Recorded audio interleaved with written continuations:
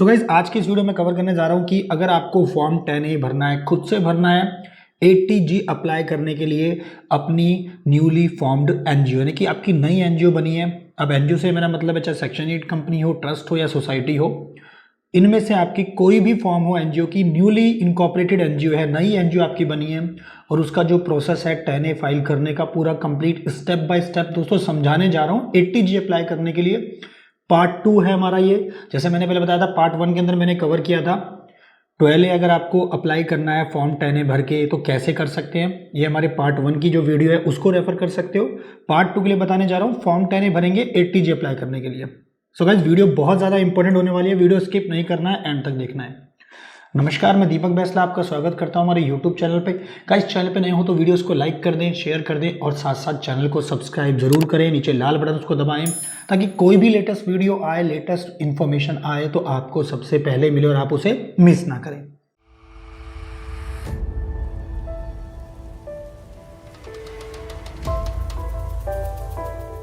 तो सबसे पहले आपने खोल लिया इनकम टैक्स की website, income tax India e-filing.gov.in, यानी कि ई फाइलिंग जो हमारा नया पोर्टल ई फाइलिंग 2.0। आपने लॉगिन करना है अपने एनजीओ के क्रेडेंशियल से। आपने डालना है PAN number, then continue, then उसके बाद आपने डालना है पासवर्ड, देन कंटिन्यू। और दोस्तों इसके बाद जाएंगे आप ई फाइल पे जाएंगे, इनकम टैक्स फॉर्म पे जाएंगे, फाइल इनकम टैक्स फॉर्म्स पे क्लिक करेंगे। जैसे ही आप क्लिक करेंगे तो यहाँ पे आपको ऑप्शन देगा persons not dependent on any source of income, on any source of income पे क्लिक करना है। यहाँ पे आप नीचे जब जाएंगे तो आपको मिलेगा फॉर्म 10A, क्योंकि हम फॉर्म 10A भरना सीख रहे हैं 80G अप्लाई करने के लिए। प्रोविजनल रजिस्ट्रेशन कैसे लेना है, फाइल नाउ पे क्लिक करेंगे। देन हमें असेसमेंट ईयर सेलेक्ट करना है। असेसमेंट ईयर 23-24 का मतलब फाइनेंशियल ईयर 22-23 की बात हो रही है। Then continue, then let's started for filing form 10A। उसके बाद गाइस जैसे मैंने पहले वीडियो में बताया हुआ है कि ये आपके 8 से 9 पॉइंट्स हैं जिनको आपको पूरा कंप्लीट करना है और आपका पूरा फॉर्म जो है वो भर जाएगा। सबसे पहले हम जाएंगे इनकॉर्पोरेशन डिटेल पे। जैसे आपने यहाँ पे जो नॉर्मल इन्फॉर्मेशन होती है, पैन नंबर है, आपका नाम क्या है, आपके एनजीओ का, जैसे इस केस के अंदर मैं स्पेसिफिक सेक्शन 8 कंपनी का भर रहा हूँ, राइट, उसका एड्रेस क्या है। देन सेक्शन कोड गाइस जो आपको सेलेक्ट करना है, मैंने पहले ही बताया कि कंफ्यूजन नहीं होनी चाहिए। सेक्शन कोड आपने सेलेक्ट करना है 12, यस, सेक्शन कोड 12 करना है, जो कि आता है 80G सबसेक्शन 5 क्लॉज 4 की यहाँ पे बात करता है, तो आपने ये सेलेक्ट करना है। ये सेलेक्ट करने के बाद आपने नेचर ऑफ एक्टिविटीज सेलेक्ट करनी है, चैरिटेबल, जैसे इस केस में मेरी चैरिटेबल है। देन टाइप ऑफ कॉन्स्टिट्यूशन आपकी क्या है, एनजीओ का किस फॉर्म की, आपकी किस फॉर्म में आपकी एनजीओ बनी हुई है, ट्रस्ट है, सोसाइटी है, कंपनी है, अदर है, तो मेरे इस केस में कंपनी है, सेक्शन 8 कंपनी की बात हो रही है। और क्या ये कंपनी रजिस्टर्ड है कहीं पे, यस और नो में जवाब देना है। Yes, it is establish under instrument. उसकी डेट ऑफ इनकॉर्पोरेशन क्या है ये आपने मेंशन करना है यहाँ पे 22। उसके बाद दोस्तों आपने डालना है रजिस्ट्रेशन इनकॉर्पोरेशन नंबर। जैसे कि हमारी सेक्शन 8 कंपनी है तो सेक्शन 8 कंपनी ऑब्वियसली एमसीए में रजिस्टर्ड होती है, आरओसी में रजिस्टर्ड होती है, तो यहाँ पे उसका आपको कॉर्पोरेट आइडेंटिफिकेशन नंबर यानी कि सिन नंबर यहाँ पे मेंशन करना है। और उसके बाद जैसे मैंने पहले बताया 4D के अंदर कि किसने अथॉरिटी, यानी कि किस अथॉरिटी ने आपको रजिस्ट्रेशन दिया है, तो यानी कि हम डालेंगे रजिस्ट्रार ऑफ कंपनीज।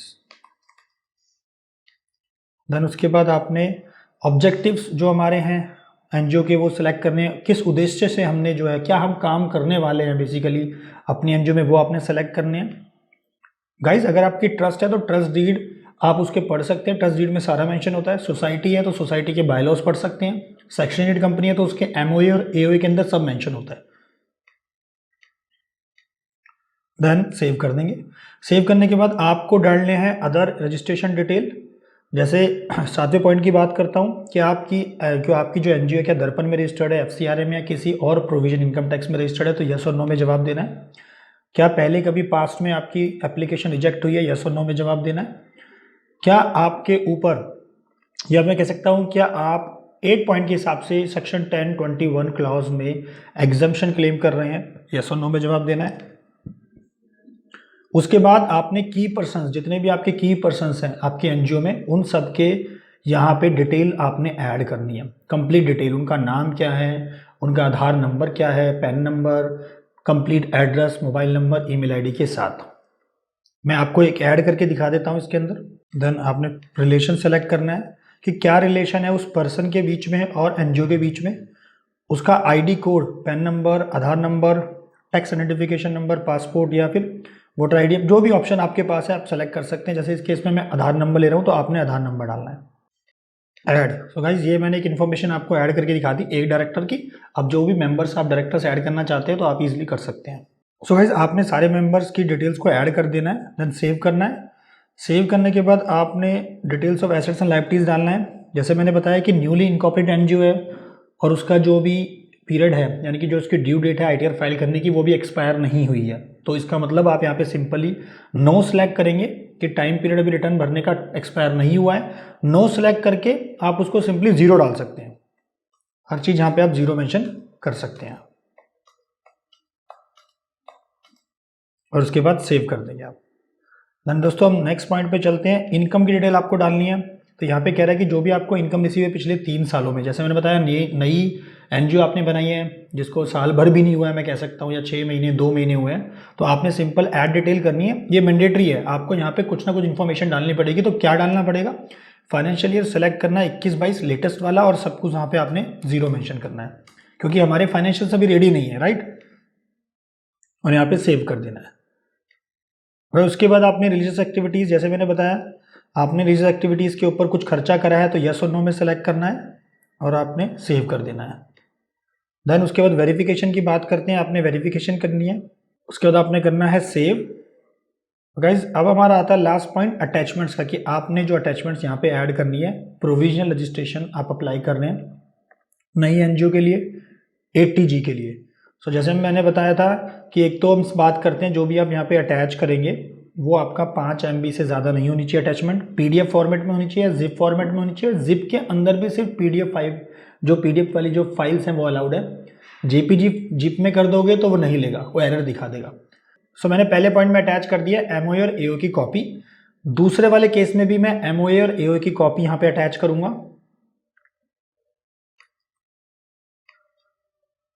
अब यहाँ पे हमें अटैच करना है रजिस्ट्रार ऑफ कंपनी ने जो भी हमें सर्टिफिकेट ऑफ इनकॉर्पोरेशन दिया है।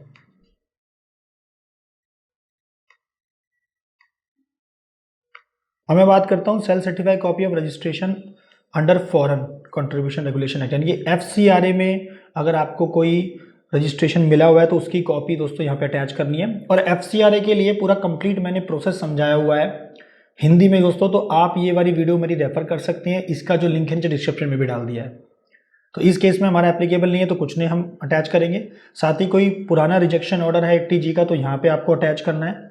जो मोस्ट इंपॉर्टेंट पॉइंट दोस्तों है जो यहाँ पे कहता है कि अगर जिस साल आप अप्लाई कर रहे हैं उससे पहले सालों में अगर आपके कुछ फाइनेंशियल्स हैं, पिछले 3 सालों के हैं, 3 साल से कम है, फाइनेंशियल्स हैं, ITRs की कॉपी है, तो यहाँ पे आपको अटैच करने हैं। तो जिस केस में मैंने बताया कि न्यूली फॉर्म्ड एनजीओ है, 2 महीने 4 महीने हुए हैं और अभी टाइम भी है हमारे पास फाइनेंशियल्स बनाने के लिए, ITR फाइल करने के लिए, तो सिंपली आप यहाँ पे बैंक स्टेटमेंट या कैंसिल चेक की कॉपी भी अटैच कर सकते हैं। लास्ट पॉइंट में आपको KYC जो भी मेंबर्स डायरेक्टर्स के वो यहाँ पे अटैच करना है। और यहाँ पे आपको मेंशन करना है डॉक्यूमेंट का name, KYC of the directors, then save. तो गाइस इसके बाद हम नेक्स्ट क्लिक करेंगे प्रीव्यू पे। प्रीव्यू पे क्लिक करने के बाद हमेशा ध्यान रहे कि डाउनलोड जरूर करना है फॉर्म को। हालांकि बाद में भी ऑप्शन देगा जब आप फॉर्म अप्लाई कर देंगे, वहां पे भी ऑप्शन आता है डाउनलोड करने का। तो ये हमारा डाउनलोड हो चुका है फॉर्म 10A 80G के पर्पज के लिए। देन आपने इसको करना है E-वेरीफाई, प्रोसीड टू E-वेरीफाई, यस। देन आप ऑब्वियसली क्या है सेक्शन 8 कंपनी के इसमें DSC के थ्रू करेंगे, डिजिटल सिग्नेचर लगाएंगे। ट्रस्ट है या फिर सोसाइटी है तो आप जो भी प्रिंसिपल ऑफिसर होगा, प्रिंसिपल कॉन्टैक्ट पर्सन होगा, उसके आधार KYC से भी वेरीफाई कर सकते हैं फॉर्म को। इसके बाद आपसे पूछेगा कि आपने जो DSC की यूटिलिटी है वो डाउनलोड कर रखी है, देन कंटिन्यू। उसके बाद आपने सेलेक्ट करना है यहाँ पे डिजिटल सिग्नेचर, जिस भी पर्सन का आप लगा रहे हैं। सर्टिफिकेट आपने सेलेक्ट करना है, देन पासवर्ड यहाँ पे मेंशन करना है, देन साइन। और आपसे पूछेगा कि आर यू श्योर कि आप फॉर्म 10A सबमिट करना चाहते हैं, यस। और जैसे ही आप यस करेंगे तो दोस्तों आपका जो फॉर्म है 10A वो अप्लाई हो चुका है, यानी कि फॉर्म 10A हमने भर दिया है। और 80G की जो एप्लीकेशन है वो हमने फाइल कर दिया है नए एनजीओ के लिए, प्रोविजनल रजिस्ट्रेशन हमने अप्लाई किया है। सो गाइस इस वीडियो में मैंने आपको बताया कि नए एनजीओ अगर पहली बार अप्लाई कर रही है, प्रोविजनल रजिस्ट्रेशन अप्लाई कर रही है, नई एनजीओ है, फॉर्म 10A में मैंने आपको बताया कि कैसे फॉर्म 10A भरा जाता है, कैसे उसके अंदर 80G के लिए अगर अप्लाई करना है तो कैसे कर सकते हैं। आशा करता हूँ वीडियो आपको पसंद आई होगी। अगर आपको इस वीडियो से कुछ भी क्वेरी है, कुछ भी सजेशन है तो आप नीचे कमेंट बॉक्स में डाल सकते हैं, हमारी टीम आप तक पहुँच के उसका रिप्लाई करेगी। और दोस्तों इस वीडियो ने आपको कुछ ना कुछ एक वैल्यूएबल इन्फॉर्मेशन दी होगी, कुछ ना कुछ एक सोल्यूशन प्रोवाइड किया होगा। इसलिए दोस्तों इस वीडियो को हमारी लाइक कर दें, शेयर कर दें और चैनल को सब्सक्राइब करना ना भूलें। नीचे लाल बटन उसको दबाएँ। Thank you.